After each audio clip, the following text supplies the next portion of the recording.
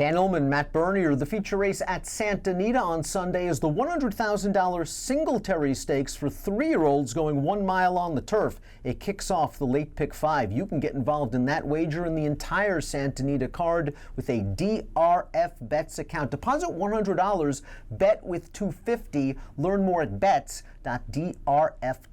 Let's meet the field of 3-year-olds getting set to go 8 furlongs on the weeds in the Singletary Stakes. Morning line favorite Matt's the number 5, King of Speed, who I think is the perfect definition of a dirtied up horse. I really liked the way he won that Zuma Beach back on firm turf on October the 8th. He hasn't had that situation since. Yielding turf against a tough field in the Breeders' Cup Juvenile turf, dirt in the Los Al Futurity against Derby Hope Improbable, and then synthetic in the El Camino Real Derby against Preakness Hopeful, another twist of fate. Isn't this what he wants to do all along? Yeah, absolutely. I think he's getting back to doing what he wants. Now, the question is the Zuma Beach what he was or turning into, or is that an outlier? Because the way that I looked at him, I understand if he runs that Zuma Beach, he's a major player in here, arguably the horse to beat. The problem I had was that race is a little bit of an outlier, and you're right. These 3 most recent runs, you're supposed to basically excuse them because the yielding turf, because of the dirt and the synthetic. But even prior to that Zuma Beach, I know he won that Del Mar Juvenile turf, but he didn't do it in electric time. And that's that giant step forward. It made me wonder a little bit about at 3-1.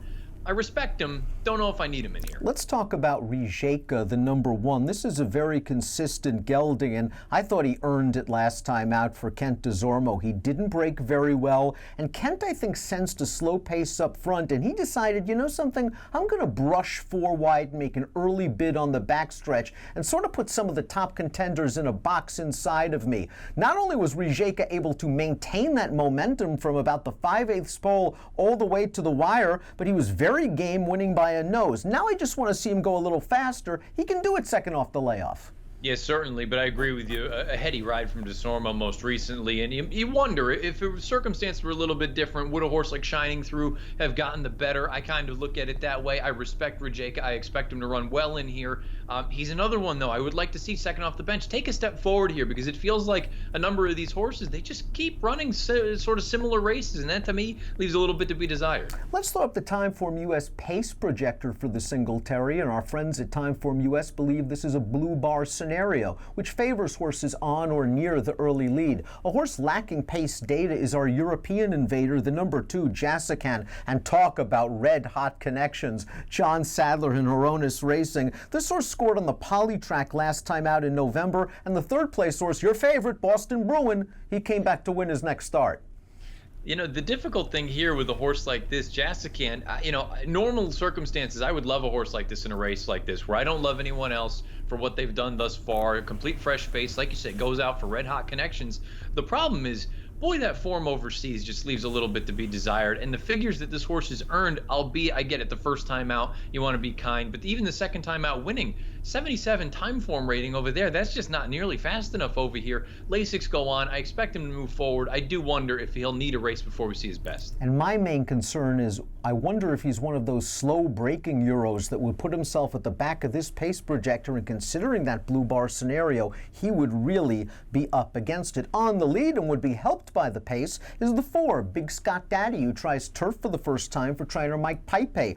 You can trust Scat Daddies to do anything. 14% winners with first-time turf runners. But I look at this pedigree, I see a lot of dirt, Matt. The Dam was a Grade 2 stakes winner on the surface. She's foaled 4 prior runners on turf. None of them won.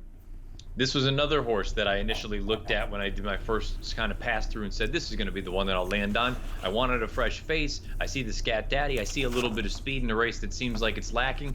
And then you do the deep dive into the pedigree. The Dam, she was all dirt. And of the horses that are siblings to this one that have run on grass, none of them have won. There's just not enough grass there for me to believe that this is going to be a positive move. And Pipey, for what it's worth, he's not one that really excels horses moving over to the grass for the first time. So to me, I think it's going to be a pace factor in a race that lacks pace. So certainly at least a little bit of an X factor, but there just wasn't enough there for me to be sold. If you believe the Timeform US color-coded fractions of Urban Light's last 2 races, then you can make the argument that trying to come from last, he had no chance. They were color-coded blue. He tried his best. He was only beaten 2 lengths by Rijeka last time out.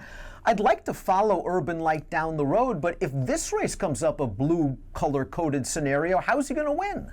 No, I mean, I could see a very similar scenario of what we had in that most recent run. I don't want to hold the 6.5 race against him too back, because that to me is too short and first off of a considerable layoff. That most recent run he was pace compromised, and he did finish with some interest. The problem is I think he could be pace compromised again here in this spot. I would maybe follow him down the road in a race where he does catch a little bit of pace. Let's take a look at our top selections for the Singletary, and you believe that the 7 Neptune Store can pretty much run a carbon copy of that February the 1st race, a race in which he broke from an outside post position, set up shop outside of a long shot pace setter. They were not going fast at all, and this horse was able to kick on home and win nicely. And he's another one, I think, really, if you go through and dissect the PPs, I think he's actually better than maybe it looks at face value. The most recent run, draw a line through it, that sloppy sealed effort on the main track. 3 starts back, 6.5 down the hill, nothing more than a means to an end. I'm drawing a line through that. And the first 2 lifetime starts, they were on the main track. Other than that, you're left with 3 pretty solid races going 2 turns on the turf. But particularly the reason I like this horse, if you believe the 4 is going to go out there, and like me, I don't know that the turf pedigree is there. I think Neptune Storm Park's just off of him, gets first run, and then those closers, while I respect them, I think they're going to have too much to do down the lane. I'm going to give Shining Through a chance for Jerry Hollendorfer, Flavian Pratt. This horse won over course and distance 2 starts back.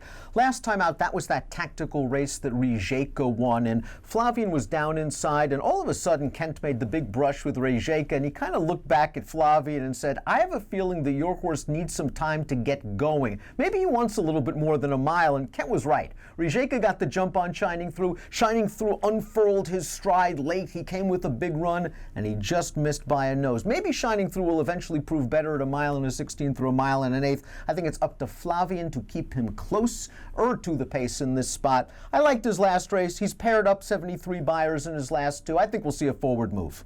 Yeah, and like I said when we spoke about Rijeka, I feel like if it weren't for the heady ride from DeSormo, that perhaps a horse like Shining Through is actually slightly better. But again, it's a little bit too early to tell off the bench here. I just like the fact that this horse, he ran well coming into slow fractions. Hey, look, he's going to have to do it again here in this spot.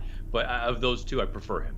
Well, let's take, give me your top 4 in here. You like the 7 on top. Yeah, 7-3-1-2 for me in this spot. I'm going 3-5-7-4 to kick off the late pick 5 at the Great Race Place on Sunday. It's the $100,000 Singletary Stakes. Get involved with a DRF Bets account. Deposit $100, bet with $250. With DRF Bets, it's as easy as ready, set, bet. An approximate post time for the Singletary, 3 o'clock Pacific. Good luck.